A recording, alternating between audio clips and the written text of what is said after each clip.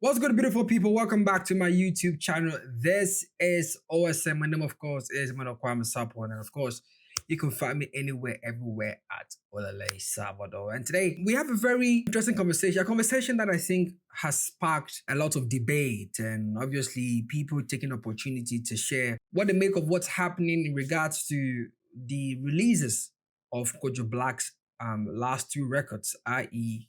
Excellent and Next Door. Now, the conversation has been centered on he should have waited for his Excellent song to marinate. Now, this song was released in December last year, December 2024, if I'm not mistaken. And the argument is, the song is now picking up. The song is really finding its feet and, essentially spreading its wings after the release in December. And all of a sudden, he's decided to drop a record with Sarkodie. So some say, you know what, he should have just waited. You have a song with Sarkodie, it's plus or minus a guaranteed hit. Because Sarkodie himself has been a blessing to many young artists, who are looking for hit songs, right? Arguably. So essentially, you have that in your arsenal. So why the rush? Why would you want to drop a few months after you have a song like Excellence? So today I'm going to share a few things I have learned on the job and a few things I have read wide about concerning the science of music release and a promotion cycle. This is going to be a part one, part two type of conversation. This is going to be a part one conversation so that after you guys are done consuming this one and it has marinated, I could drop the part two. So in the case of Kojo Blak, before I even get to the case of Kojo Blak, there are a number of examples that we could use to buttress our points and our arguments when it comes to this conversation. Now, first things first, Ghana's industry is broken.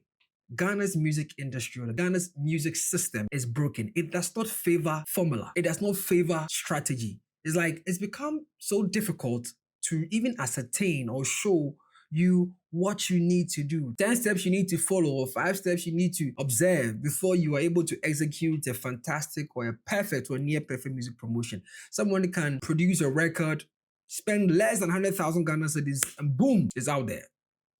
You can also have other people spending thousands, hundreds of thousands, even to a point of 1 million Ghana cedis, and still the song is not going anywhere. So you really can't tell what works and what doesn't work.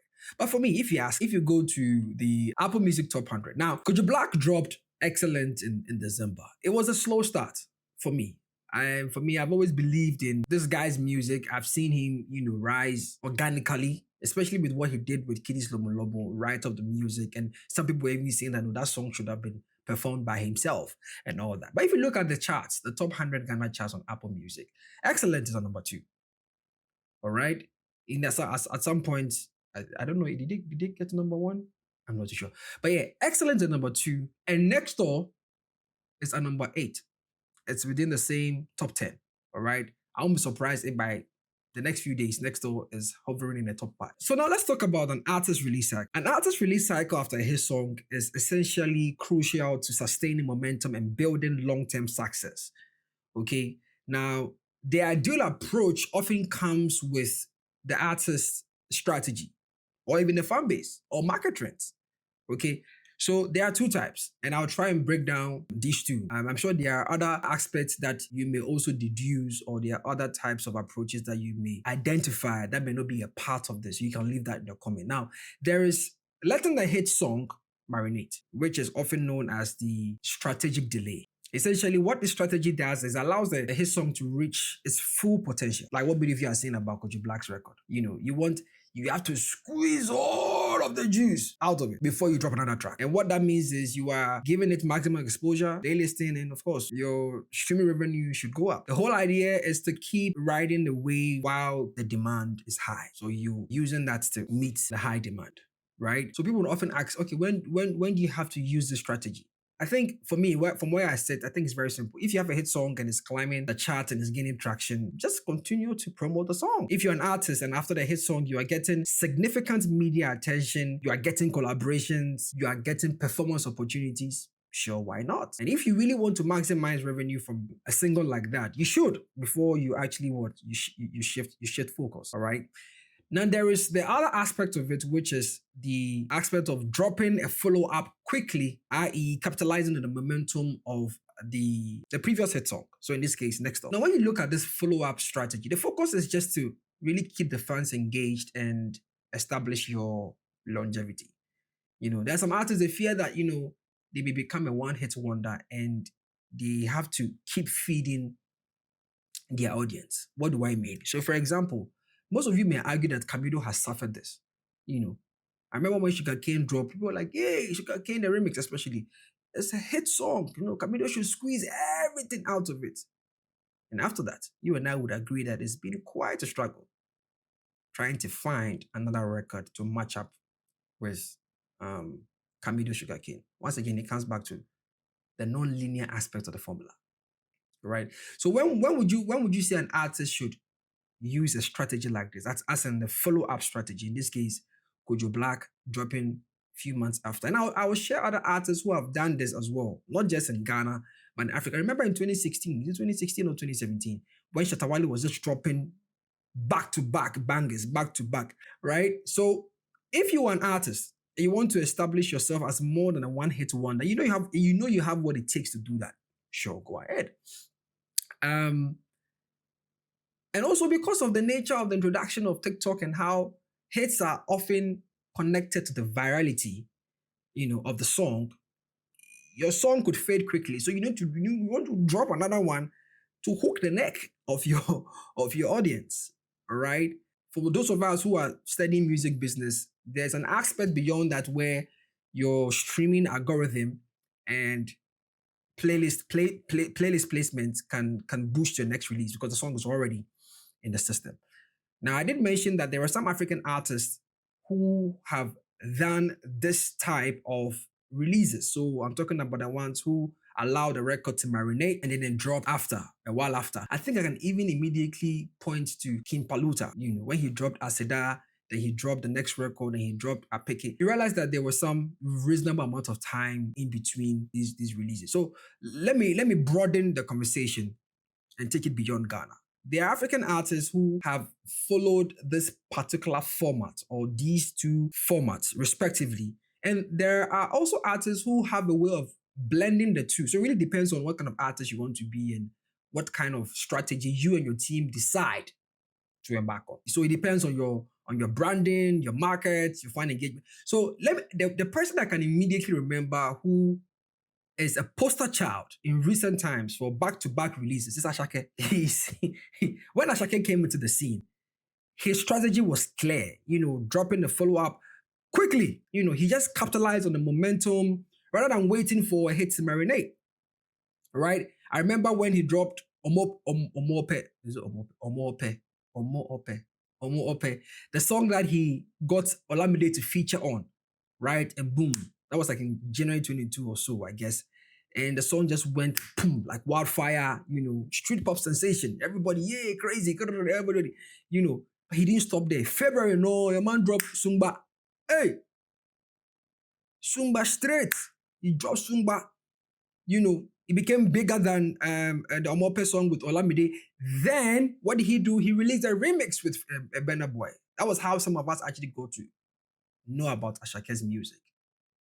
I didn't get to know Ashake's music through Omope or the original Sumba song. I got to know him through the remix of Sumba. Then in that same year, he signs with Olamide's YBNL. And then he drops Mr. Money with a Vibe. In the same year. So he's keeping the momentum. He's dropping hit after hit. Peace Be Unto You was dropped. Terminator was dropped. Joa was dropped. At that point, they were like, "Oh, more, this guy is milking the strategy." Because, his sound was a mix of Fuji and Afrobeats and whatnot. So I think maybe that was a reason why. I stand to be corrected. But clearly, what I'm trying to say is what he did dominated the Nigerian and global Afrobeats charts. He didn't stop there. The following year, 2023, he dropped 230, he dropped Amapiano, and even after the success of Mr. Money with the Vibe, he wasted no time. And those singles led us into his sophomore album, Work of Art. So someone will ask, why and how does this work for Asake? I think it's very simple. Afrobeats is a fleeting genre, so it thrives on consistency. And if you're in a music industry like the Nigerian music industry, the scene is highly competitive. So artists who disappear for too long may risk losing their relevance. All right. Then you look at streaming culture. Streaming culture essentially rewards constant releases.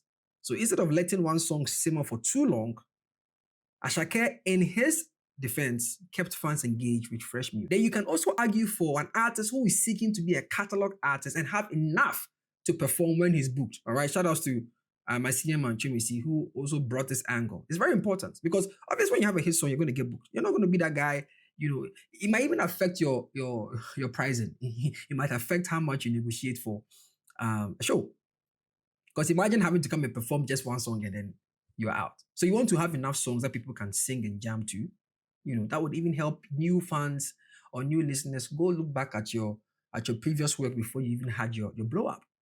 All right. So Ashake in this conversation had a way of keeping fans engaged with fresh music. All right. Then you also look at the aspect, like I mentioned earlier, the TikTok virality and the street appeal. Dance challenges everywhere. Everywhere. He knew that this was an opportunity to capitalize on the hype. Now, would marinating the hits work for him, or would it have worked for him if he allowed time for the songs to breathe? Probably not. Unlike artists like Burna Boy, Wizkid, Rema, who can afford to space out releases after big hits, someone like Ashake, his strength lies in, at least from what we saw, his relentless work ethic and continuous releases. So you look at the type of music he does, and you can clearly tell that this is something that suits his street hop or street pop type of music and the whole Fuji infused Afrobeat style I was talking about. When you go beyond Nigeria, you have an artist like Focalistic, South Africa by piano. He could also double as an hip hop artist, right? He dropped Kesta in 2020. He became a hit, and immediately, boom, he dropped, a remix, and he dropped remixes. I think, was it a remix or remixes? I think he dropped remixes and some more singles. Then he collaborated heavily with Davido. And there wasn't another guy. Capsule the Small. All right? So that his name is sustained in the Amapiano wave. All right?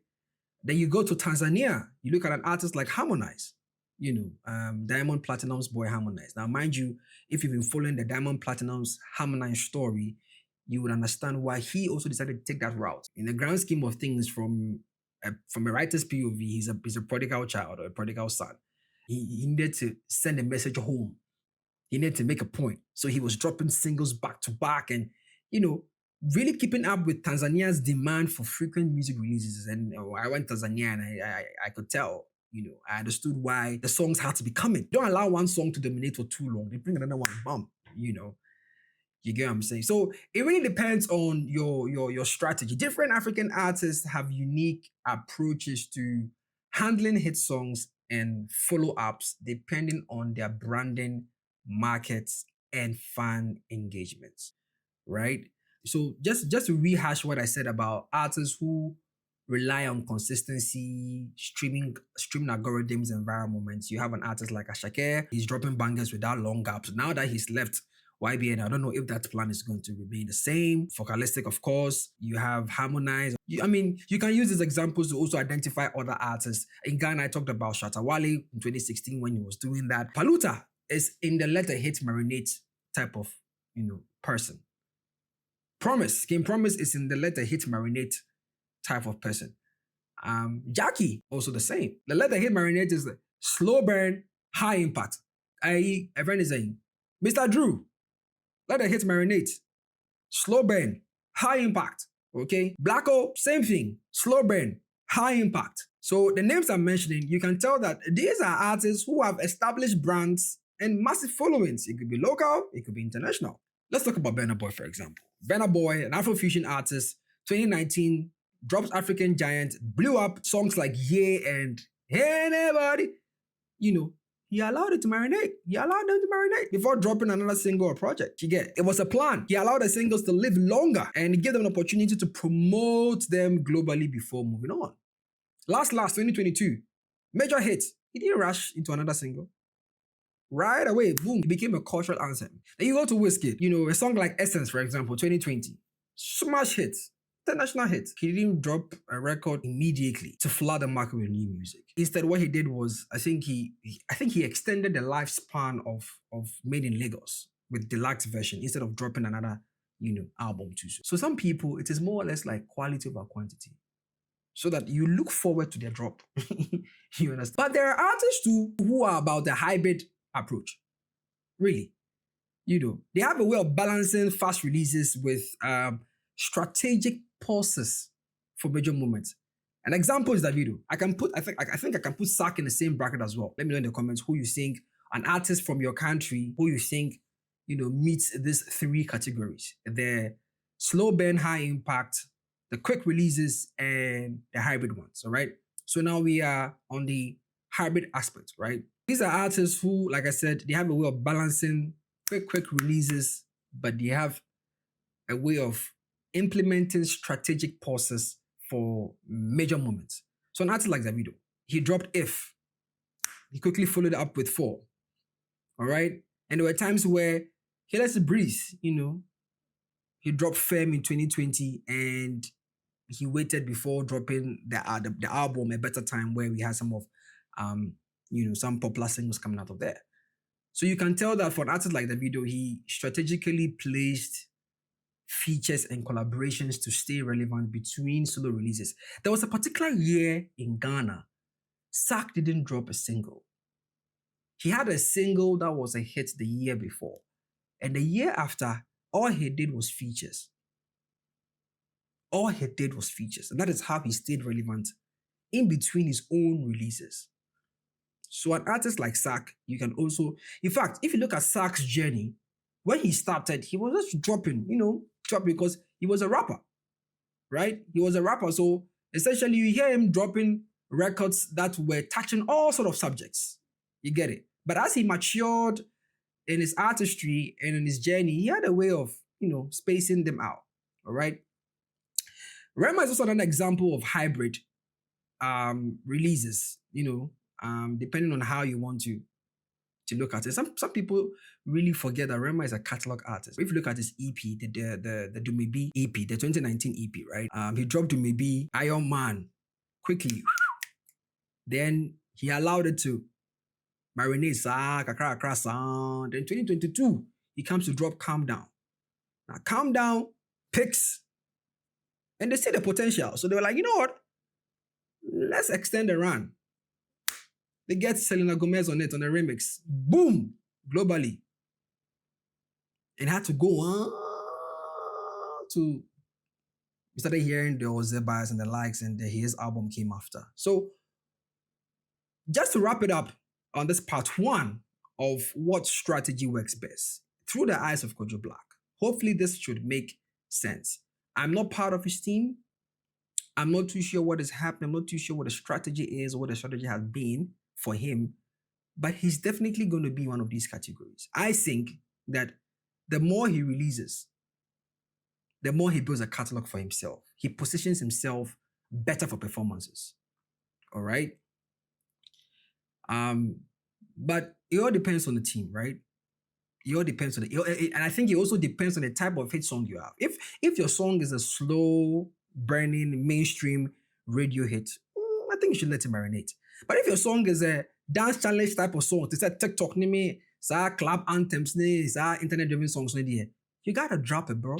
You gotta drop another record, bro, so that you can keep up. You can keep up the momentum. All right. But if you're looking for a long-term success, this is when strategy comes into play. This is when strategy is very important.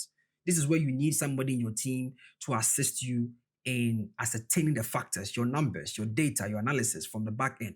This is where you need to look at all of these things to ascertain whether, you want to be a quick follow-up artist or you want to be a slow burn high. I believe to guarantee long-term success, a combination of both may work well. You let the hit breathe, but you have a solid follow-up plan to avoid, fading into obscurity. I think that helps. So this would be the end of part one. I would look to do another one because I feel like I need to allow this one to also marinate. I'll do a part two and try and explain how digital trends like TikTok and obviously streaming have affected music release strategies in recent times, especially from this side. So please remember, the country's music industry system is broken. That is why I put the disclaimer at the beginning. There is no true formula. All of these things are theoretical and they may be implemented depending on how you see yourself and where you find yourself. So it could work for you and it may not work for another. So you just need to choose your poison and choose your pills, or choose your pill, blue pill or red pill. You need to choose them properly so that you can really ascertain what works for you and what doesn't work for you. I hope this is able to answer at least most of your questions concerning whether it was okay for Kojo Blak to hold on to the release, the second release, i.e. the one with Sarkodie, or allow Excellent to marinate.